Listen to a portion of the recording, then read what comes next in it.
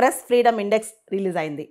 180 దేశాలకు కాను Bharat rank 151. Last year అదే ర్యాంక్ 159. భారత్ ర్యాంకు కాస్త మెరుగుపడినట్లే, కానీ ఇది ఏమాత్రం సరిపోదు. వరల్డ్ ప్రెస్ ఫ్రీడమ్ ఇండెక్స్ అనేది రిపోర్టర్స్ వితౌట్ బార్డర్స్ ఈ సంస్థ ఇస్తుందన్నమాట. ఇది ఒక అంతర్జాతీయ non profit organisation for democratic governance. ప్రజాస్వామ్యబద్ధంగా ప్రజల్లో దేశాల్లో పరిపాలన జరుగుతుందా, దీనికి సంబంధించి ఇది ఒక నాన్ ప్రాఫిట్ ఆర్గనైజేషన్ అనమాట, రిపోర్టర్స్ వితౌట్ బార్డర్స్ అనేది. సో ప్రతి ఏడాది ఇది ర్యాంకింగ్ ఇస్తే ప్రపంచంలో అనేక దేశాల్లో ప్రెస్ ఫ్రీడమ్ ఎలా ఉంటుందని చెప్పి. ఈ సంవత్సరం ప్రెస్ ఫ్రీడమ్లో నార్వే టాప్ పొజిషన్లో ఉంది, బాటమ్ పొజిషన్లో ఎరిత్రియా దేశం ఉందన్నమాట. అదేవిధంగా చాలా తక్కువ ర్యాంకింగ్ వచ్చిన దేశాల్లో, అంటే ప్రెస్ ఫ్రీడమ్ సరిగా లేని దేశాల్లో India, Bhutan, Pakistan, Turkiye, Palestine, China, Russia, Afghanistan, Syria, North Korea ఇలాంటి దేశాలు ఉన్నాయన్నమాట. భారత్ ర్యాంక్ 180 దేశాలకు కాను 151. అయితే 2024లో భారత్ ర్యాంక్ 159. కాస్త మెరుగుపడినట్లు కనిపించినప్పటికీ ప్రపంచవ్యాప్తంగా మనం చూస్తే ప్రెస్ ఫ్రీడమ్ అనేది చాలా డిఫికల్ట్ సిచ్యువేషన్స్లో ఉందని చెప్పి ఈ రిపోర్ట్ చెప్తుందన్నమాట. అంటే చాలా క్లిష్టమైన పరిస్థితిలో ఉంది. ముఖ్యంగా ప్రెస్కి మీడియాకి వెళ్ళే ఫండింగ్ అనేది బాగా కట్ అవుతుందంట. మీడియా ఎకానమీ బాగా దెబ్బతింది. మనందరికీ తెలుసు, మీడియా అనేది అడ్వర్టైజ్మెంట్స్ మీద ఎక్కువ రన్ అవుద్ది. న్యూస్ పేపర్ కానీ టీవీ కానీ ఎక్కువగా వాళ్ళకి రెవెన్యూస్ రావు, వాళ్ళంతా యాడ్ రెవెన్యూ మీద డిపెండ్ అవుతారనమాట. అయితే ఈ మధ్యకాలంలో tech Giants Google, Apple, Facebook, Amazon, Microsoft వీళ్ళందరూ ఇన్ఫర్మేషన్ దానిలోకి వచ్చేసారు. వీళ్ళందరూ కూడా విపరీతమైన ఇన్ఫర్మేషన్ ఇస్తున్నారు.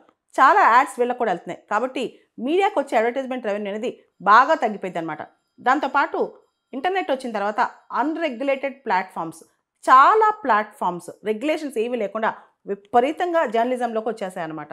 దాంతో చాలా దేశాల్లో ప్రెస్ ఫ్రీడమ్ అనేది చాలా కష్టంగా ఉంది. ముఖ్యంగా డబ్బులు ఉండట్లా, మీడియా దగ్గర మనీ ఉండట్లేదు అనమాట. కాబట్టి ఈ మనీ లేని మీడియా సంస్థలందరూ కూడా కార్పొరేట్ హౌసెస్కి, బిజినెస్ హౌసెస్కి, లేకపోతే పొలిటికల్ హౌసెస్కి వాళ్ళ సంస్థలు అమ్మేసుకుంటున్నారు.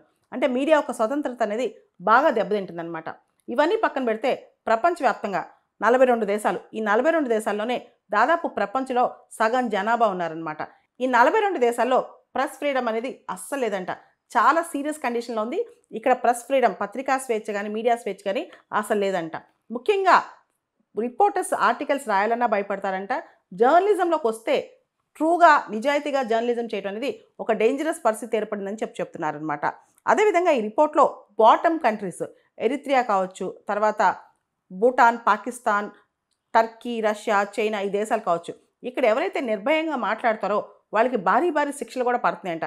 నిర్భయంగా ప్రెస్ ఫ్రీడమ్ కింద వీళ్ళు వార్తలు రాస్తారు, మీడియాలో ప్రజెంట్ చేస్తారో వాళ్ళపైన చాలా శిక్షలు వస్తున్నాయంట. ఇక భారతదేశానికి విషయానికి వస్తే ఈ సంవత్సరం మన ర్యాంకింగ్ 151.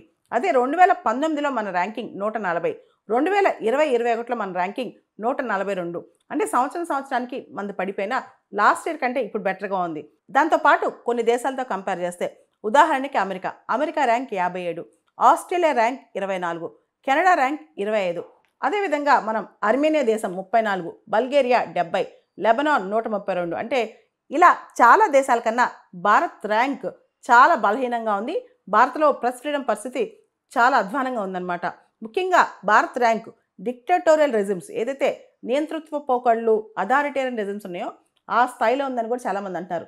ముఖ్యంగా నార్త్ కొరియా ర్యాంక్ చూస్తే 179, చైనా ర్యాంక్ 178, మయన్మార్ ర్యాంక్ 169. అంటే దాదాపు ఇండియా ర్యాంక్ అనేది ఏదైతే డిక్టేటోరియల్ కంట్రీస్ ఉన్నాయో, మిలిటరీ జుంతాస్ ఉన్నాయో ఆ స్థాయిలో ఇండియా ర్యాంక్ అధ్వానంగా ఉందన్నమాట.